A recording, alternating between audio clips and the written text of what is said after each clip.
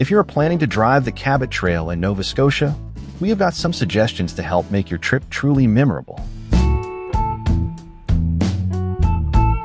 Alright, here we are starting our drive from Exit 11 on Nova Scotia Highway 105, part of the Trans-Canada Highway in Cape Breton. Let's talk while driving along the Cabot Trail. This is where the trail officially begins, and as we head counterclockwise, the road takes us straight into the heart of the Cape Breton Highlands. Just a short drive from here is the charming and historic village of Brook, home to the Alexander Graham Bell National Historic Site. Definitely a spot to think about if you want to stretch your legs or explore a little before the trail truly unfolds.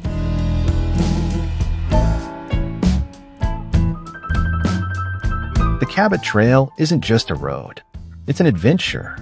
While you could technically drive the entire 300-kilometer loop in a single day, we highly recommend taking at least 2 or 3 days.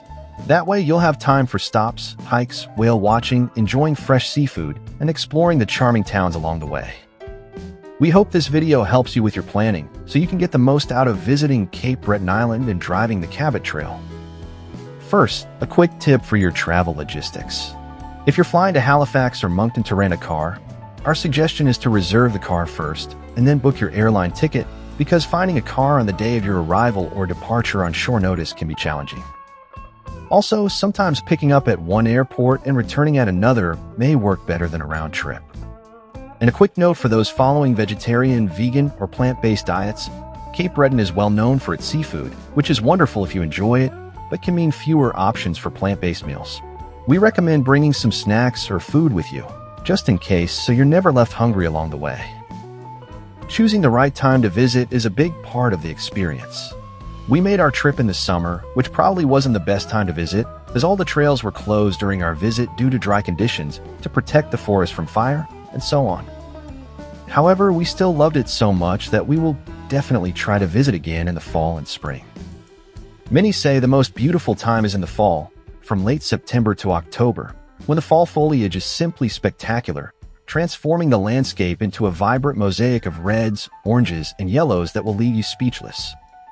But if you prefer fewer crowds and a more peaceful drive, spring and early summer from May to June are a wonderful time to go. The air is crisp, wildflowers are in bloom, and you get to see the landscape come alive after winter. Before you set out on your journey, here are a few critical tips to remember. You'll definitely want to download offline maps before you start. The cell service isn't guaranteed on all parts of the Cabot Trail. With limited gas stations along the way, it's also highly recommended to begin your drive with a full tank. If you're driving an EV, a trip on the Cabot Trail may be doable with some planning. There are limited fast chargers, so you need to rely on level 1 and level 2 chargers and make smart stops. This route has many uphill and downhill stretches, so use regenerative braking wisely, as the uphills will drain your battery more than you might expect. One of the most important decisions you'll make is which direction to go. While there's no right or wrong answer, we suggest you drive counterclockwise. This puts you on the ocean side of the road for the most dramatic coastal views and makes it easier to pull off for all those perfect photo opportunities. To truly appreciate the Cabot Trail, it helps to know a little about its history. Because when you understand the story behind a road, every twist, every turn, and every lookout suddenly becomes more meaningful. The trail we're driving today was first opened in 1932, built as a lifeline for the small fishing communities scattered along Cape Breton's rugged coastline. Can you imagine life back then? These villages were incredibly isolated.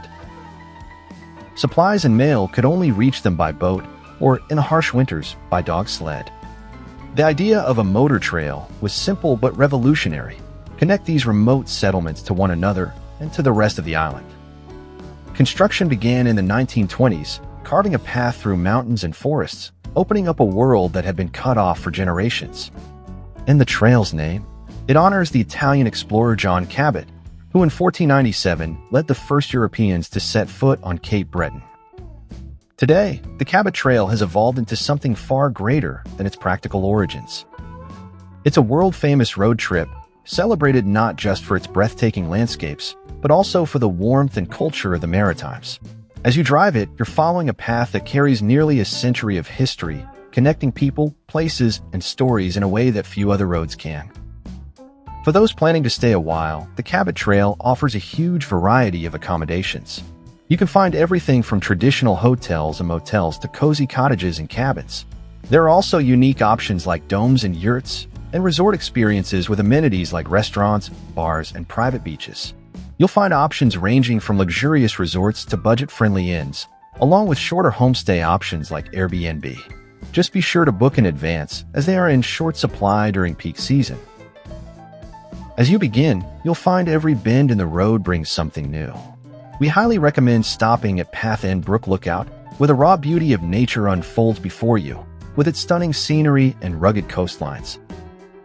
After driving for a while, you'll reach Cape Smokey. This is your chance to take a ride on the Atlantic Gondola, Atlantic Canada's only one, for a truly incredible view of the Atlantic Ocean and the Cape Breton Highlands, no matter the season. The restaurant here is also wonderful, with a great ambience and amazing house blend coffee. This isn't sponsored, by the way. We just really enjoyed our own experience there. And yes, they have clean washrooms, which is always a welcome bonus. If you like freshwater lakes and quieter, less crowded beaches, then Ingonish Freshwater Lake Beach is a great option.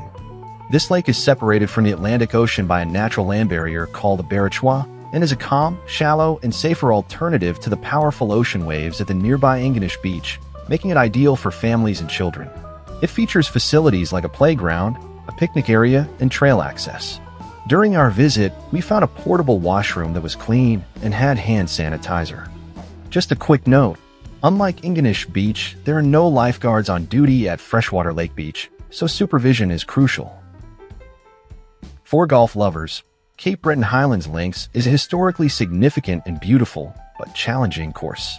It's known for its unique blend of Scottish links style and mountain golf, with stunning ocean and mountain views.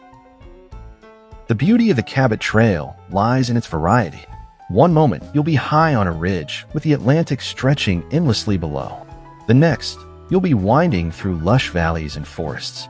Every lookout point is an invitation to stop and soak it all in. When you reach the eastern coast, you can stop at places like Lakies Head, a dramatic coastal vista with rugged cliffs and the Atlantic Ocean.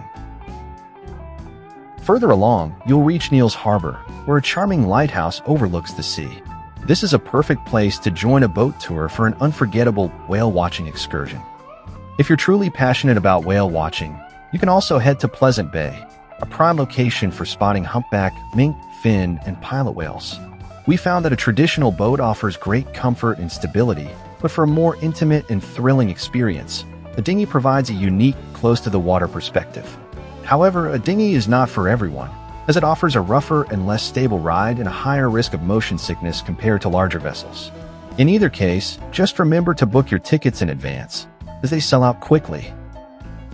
On this trail, you'll find that the drive itself is only the beginning. This place is a paradise for outdoor adventurers.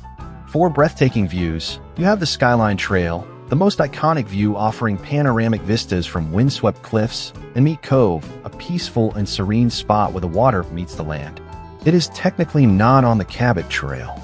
Meat Cove is the northernmost community in Nova Scotia and is about a 35-minute detour off the actual Cabot Trail. Meat Cove is worth visiting for its spectacular scenery, including rugged cliffs, beautiful beaches, and the confluence of a stream and the ocean, and offers activities like hiking, camping, and whale watching. Eventually, the road will take you on an exhilarating drive across a mountain ridge, a moment you'll never forget. The sense of exposure and the panoramic views are both humbling and unforgettable. Soon after, you'll arrive in the vibrant Acadian fishing village of Chéticamp. This is a great place to stop, refuel, and enjoy some hearty local food. For nature and hiking, you can descend into a lush forest to discover the stunning Egypt Falls or take on the Middle Head Trail, a popular loop offering views of the Atlantic and Cape Smokey.